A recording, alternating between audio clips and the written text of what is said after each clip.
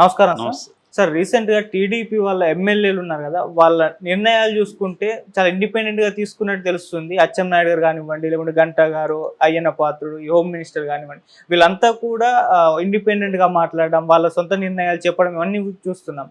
అంటే చంద్రబాబు నాయుడు గారి కమాండ్ ఇందులో లేదా? ఆయన ప్రమేయం ఏం లేకుండానే వీళ్ళు సొంతంగా ఎందుకు నిర్ణయాలు తీసుకుంటున్నారని చెప్పి చాలా క్వెషన్స్ రైజ్ అవుతున్నాయి. ఈవెన్ చంద్రబాబు నాయుడు గారు కూడా వీళ్ళ మీద సీరియస్ అయ్యారని వార్తలొస్తున్నాయి. మరి ఏం చెప్తారు సార్ దీని గురించి? మనకి నమ్మకమైన వార్త ఏమొచ్చిందంటే, గంటా శ్రీనివాసరావు అక్కడికి ఋషికొండకి వెళ్ళి ఆ ప్యాలెస్‌లో ఇవున్నాయి, అవున్నాయి అని చెప్పి చేయడం. దాంతో కౌంటర్‌గా వీళ్ళు రోజా కావచ్చు, అంబటి కావచ్చు, గుడివాడ అమర్నాథ్ కావచ్చు, వీళ్ళందరూ మీటింగ్ పెట్టి మేమేమి ఇదేదో రహస్యంగా ప్యాలెస్ లాగా కట్టలేదు. ఇదంతా కూడా ఓపెన్‌గా గవర్నమెంట్‌కి అంటే ఏజెన్సీలకి చెప్పాము, జడ్జిలకి తెలుసు. తర్వాత మేము ఓపెన్‌గా ఇది టెండర్‌లోనే మొత్తం ఉంది. ఏమేమి కడుతున్నాము, దేనికి ఎంత అనేది టెండర్‌లోనే ఉంది. ఇది ఓపెన్‌గా మేము అక్కడ అది టూరిస్ట్ ప్లేస్ అది. టూరిస్ట్ ప్లేస్‌లో టూరిస్ట్ బిల్డింగ్‌లు ఉంటాయి. టూరిస్ట్ బిల్డింగ్‌లో ఇది కొంత రిచ్‌గా కట్టాము. ఎందుకంటే అక్కడ విశాఖ అనేది ఇంటర్నేషనల్ సిటీగా దాన్ని డెవలప్ చేయాలి. రేపొద్దున రాష్ట్రపతో లేకపోతే ప్రధానమంత్రో లేకపోతే పెద్ద వ్యాపారస్తులో వచ్చినప్పుడు వాళ్ళకి మామూలుగా అయితే చంద్రబాబు పీరియడ్లో 5 స్టార్ హోటల్లో రూమ్లు ఇస్తారు. దానికంతా బిల్లు గవర్నమెంట్ అవుతుంది. అదేమైంది, ఆ ఖర్చు తడిసిమోపుడు అవుతుంది. దాన్ని మేము ఆ ఖర్చు లేకుండా ఉండడం కోసం పర్మనెంట్గా ఒక మంచి వసతులతో కాంక్రీట్గా కట్టాము.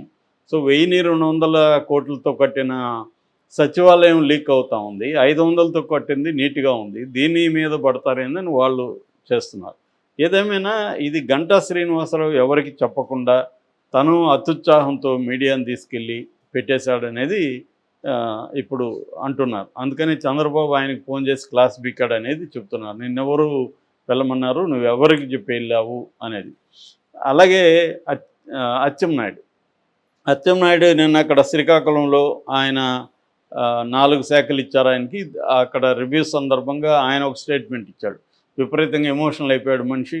అయిపోయి ఉద్యోగులు మీద చాలా దారుణంగా మాట్లాడాడు. అదేంటంటే కార్యకర్తలకు అందరికి పిలిపించారు. మీరందరూ పచ్చబిల్ల వేసుకొని వెళ్ళండి. ఆ పచ్చబిల్ల వేసుకుని వెళ్తే ఏ ఆఫీస్కి వెళ్ళినా పోలీస్ స్టేషన్కి వెళ్ళినా ముందు మీకు కుర్చీ చేసి పెడతారు, టీ ఇస్తారు, దాని తర్వాత మీ పనులు చేసి పెడతారు అని ఆయన. ఒకవేళ ఎవరన్నా ఉద్యోగులు పనులు చేసి పెట్టకపోతే వాళ్ళకి ఏం జరుగుతుందో వాళ్ళకి ఎవరు చెప్పాల్సిన అవసరం లేదు.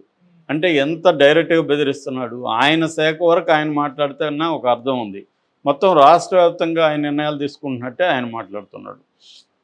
అట్లాగే అయ్యన్న పాత్రుడు అయితే ఇంకా బండబూతులు ఓపెన్గా వీడియో రికార్డింగ్ జరుగుతుందని తెలిసి కూడా ఆయన బండబూతులు మాట్లాడుతున్నాడు. ఒకవేళ ఉద్యోగులు ఏమైనా తప్పు చేస్తుంటే ప్రాపర్గా చర్య తీసుకోవాలి. అంతేగాని ఇతనేదో వాళ్ళ కామందలు, వాళ్ళ జీతగాళ్ళు వాళ్ళే ఇవాళ ఒప్పుకోవట్లే. ఎవరన్నా బూతులు మాట్లాడితే ఒప్పుకుంటున్నారా? ఒప్పుకోవట్లే. ఆ మధ్య భువనేశ్వర్ బూతులు మాట్లాడిందని అతను ఎవరో మొత్తం పెట్టేశాడు ఆడియో. అలాగా ఇవాళ ఏ ఉద్యోగం అయినా కూడా మనం అతను ఏదైనా తప్పు చేస్తే దానికి ఒక పద్ధతి ఉంటుంది. కానీ నా ఇష్టం వచ్చినట్టుగా నేను బూతులు మాట్లాడుతా అంటే ఇవాళ కింద పనిచేసే అటెండరే ఒప్పుకోవట్లేదు. అట్లాంటిది వీళ్ళు గేటెడ్ ఆఫీసర్లు వాళ్ళని ఇలా బూతులు మాట్లాడుతున్నాడు. ఇతను వచ్చి 4 రోజులు కాలేదు. ఇంకా ఆయన స్పీకరే కాలే. స్పీకర్ అయితే ఇంకా అసెంబ్లీలో కూడా మనం ఇట్లాంటి బూతులు వినాలేము రేపొద్దున. అది కూడా బెదిరిస్తున్నాడు, నేను స్పీకర్ అవుతాను, మేము అంతా చూస్తానని.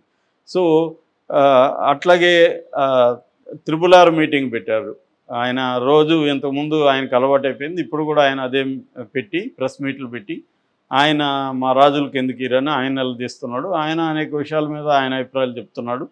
అట్లాగే పటాభి ఇలాగా ఎక్కడికక్కడ తెలుగుదేశం నాయకులు ప్రతిపక్షంలో ఉన్నప్పుడు వీళ్ళకి ఫ్రీడమ్ ఇచ్చేశాడు చంద్రబాబు. మీరు ఎటైనా తిట్టండి, జగన్ని ఏమైనా తిట్టుకోండి అని ఇచ్చేశాడు. ఇప్పుడు అందువల్ల వాళ్ళకి ఏంటంటే మీడియా అలవాటు అయిపోయింది. వాళ్ళు ఎవరు కూడా పటాబున్నాడు ఆయనకి మీడియాలో కనబడకపోతే నిద్ర పట్టదు. RRR అంతే.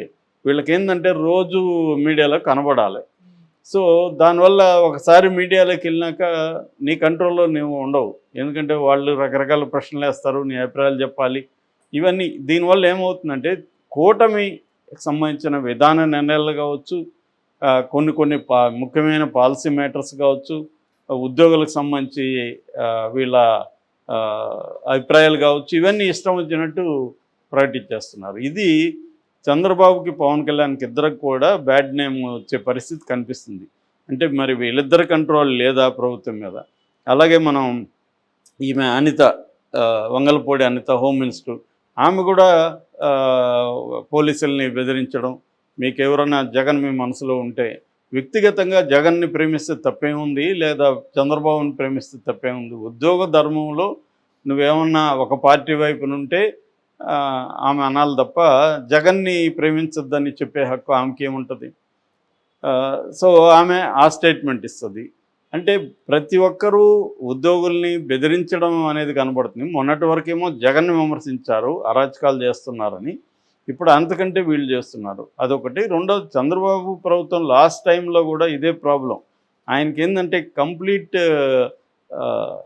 బ్యూరోక్రాట్ మీద గ్రిప్ ఉంటుంది తప్ప పార్టీ మీద, పార్టీ నాయకుల మీద కంట్రోల్ వదిలేశాడు. దానివల్ల ఏమైందంటే ఎక్కడికక్కడ చింతమనేని ప్రభాకర్ లాంటి వాళ్ళు ఉద్యోగస్తుల మీద దాడులు చేయడం, అరాచకాలు చేయడం, ఇష్టం వచ్చినట్టు మాట్లాడడం, ఇదంతా బాగా నెగిటివిటీ తీసుకొచ్చింది. ఇప్పుడు జగన్కి అంతే కదా, జగన్కి నెగిటివిటీ తీసుకొచ్చింది ఏంది? కొడాలి నాన్న, రోజా, వంశీ, తర్వాత అతనెవరు అనిల్ కుమార్ యాదవ్, అంబటి రాంబాబు, ఇలాంటి వాళ్ళంతా ఇష్టం వచ్చినట్టు మాట్లాడి, ఇప్పుడు అంబటి రాంబాబు ఎప్పుడైనా ఇప్పుడు మాట్లాడుతున్నాడు ఏది పోలవరం గురించి.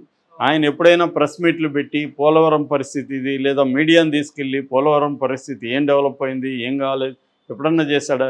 రోజా ఇప్పుడొచ్చి ఈ భవనాన్ని గురించి చెప్తుంది, ప్యాలెస్. వీళ్ళు ఎందుకు తీసుకెళ్ళలేదు పబ్లిక్ని, మీడియాని? చూడండి ఇది ప్యాలెస్ అంటున్నారు, దీంట్లో ఏమేమి కట్టాం చూడండి, దీని ఉపయోగం ఏందనేది ఆమె ఎందుకు అప్పుడు బయట పెట్టలేదు?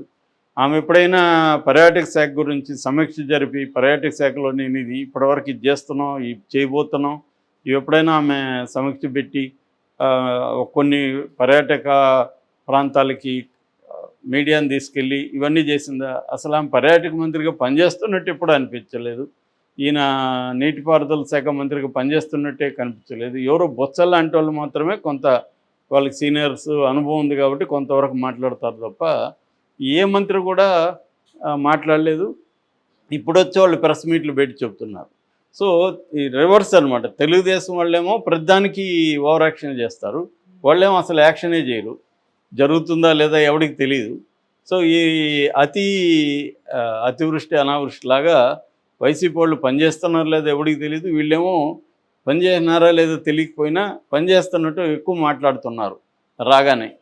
సో ఇది ఎక్కువ కనబడుతుంది. ఇది చంద్రబాబు కూడా ఇబ్బంది అవుతుంది. ఎందుకంటే ఆయనకి కంప్లీట్గా గ్రిప్పు లేదా, ఇష్టం వచ్చినట్టు ఎవరి పాటికి వాళ్ళు మాట్లాడుతున్నారు అనేది కనిపిస్తుంది మనకి.